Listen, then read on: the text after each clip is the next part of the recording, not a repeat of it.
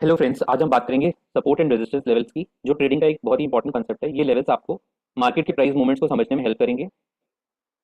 हम डिमांड और supply Jones के बारे में भी जानेंगे और समझेंगे कि क्यों बाइंग प्रेशर सपोर्ट के पास बढ़ता है and selling pressure resistance zone के पास बढ़ता है। सबसे पहले हम देखते हैं कि सपोर्ट लेवल कैसे वर्क करता है। सपोर्ट लेवल एक ऐसा जोन होता है जहाँ पे प्राइजेस गिरना बंद कर देते हैं, क्योंकि वहाँ पे बाइंग प्रेशर आता है। आप स्क्रीन पर देख सकते हैं, ये नीचे वाला जो ग्रे लाइन है, ये सपोर्ट लेवल है। इस एरिया के पास आके प्राइस बार बार गिरना बंद कर रहा है। इसका मतलब यहाँ पे बायर्स एक्टिव हो जाते हैं। इसके पीछे एक सिंपल रीजन है, डिमांड जोन। फॉर एग्जांपल, मान लीजिए गोल्ड का प्राइस एक सर्टेन लेवल तक गिर जाता है और बहुत सारे ट्रेडर्स और इन्वेस्टर सोचते हैं कि अब गोल्ड सस्ता है, तो वो लोग ज़्यादा बाय करना शुरू कर देते हैं, एक्सपेक्टिंग कि यहाँ से प्राइस वापस ऊपर जाएगा। इससे एक डिमांड जोन बन जाता है, जिससे बाइंग प्रेशर बढ़ता है और प्राइस को और गिरने से रोकता है। अब हम रेजिस्टेंस लेवल्स की बात करते हैं। रेजिस्टेंस एक ऐसा जोन है जहाँ प्राइस बढ़ना बंद कर देता है, और क्योंकि वहाँ पे सेलिंग प्रेशर आ जाता है, आप देख सकते हैं कि हर बार जब प्राइस इस लेवल पे आ रहा है, वहाँ से ऊपर जाना बंद हो जाता है। सेलर्स मार्केट में आकर प्राइस को नीचे पुश कर देते हैं।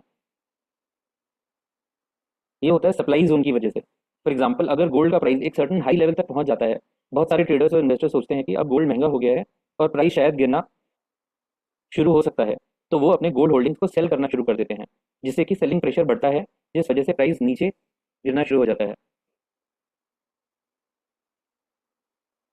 अब हम दूसरी इमेज पर चलते हैं। यहाँ पे हमने देखा कि जब प्राइस रेजिस्टेंस लेवल को ब्रेक करता है, तो वो लेवल फ्लिप होकर सपोर्ट बन जाता है। इसका मतलब अगर प्राइस पहले किसी लेवल से ऊपर जाने में स्ट्रगल कर रहा था, यानी कि इस लेवल से, जो रेजिस्टेंस लेवल था पहले, अगर उस लेवल से बार बार नीचे आ रहा था, बट यहाँ पे आकर आप देखेंगे कि प्राइस इस रेजिस्टेंस लेवल को तोड़ के ऊपर चला जाता है, तो ये रेजिस्टेंस लेवल फ्लिप होकर सपोर्ट का काम करने लगता है। इसका मतलब अगर प्राइस पहले किसी लेवल से ऊपर जाने में स्ट्रगल कर रहा है और फिर वो उस पे से ऊपर निकल जाता है, तो अब वो लेवल प्राइस को नीचे आने से रोक सकता है। इसके पीछे भी एक रीज़न है। जब प्राइस एक रेजिस्टेंस लेवल को तोड़ता है, इसका मतलब है कि बायर्स काफ़ी स्ट्रांग हैं और उन्होंने सेलिंग प्रेशर को ओवरकम किया है। अब जब प्राइस ऊपर जाने लगता है, वही लेवल जहाँ पे पहले रेजिस्टेंस था, अब वो सपोर्ट की तरह एक्ट करने लगता है, क्योंकि अब बायर्स वहाँ ज़्यादा कॉन्फिडेंट हैं कि प्राइस वापस नीचे आने पर वो इस लेवल पर बाइंग करेंगे। ये एक नया डिमांड जोन बन जाता है। तो फ्रेंड्स, ये एग्जांपल एक देख लेते हैं चार्ट पे। टाटा मोटर्स का स्टॉक है यहाँ पे हम इसका अगर सपोर्ट ड्रॉ करेंगे, आप देख सकते हैं यहाँ पे एक शार्प मूव आया है और इस लेवल पे बार बार शार्प मूव आ रहा है, तो we can draw a support level here. And यहाँ पे आप देखेंगे इस लेवल से बार बार प्राइस नीचे आ रहा है, तो we can draw resistance level hair.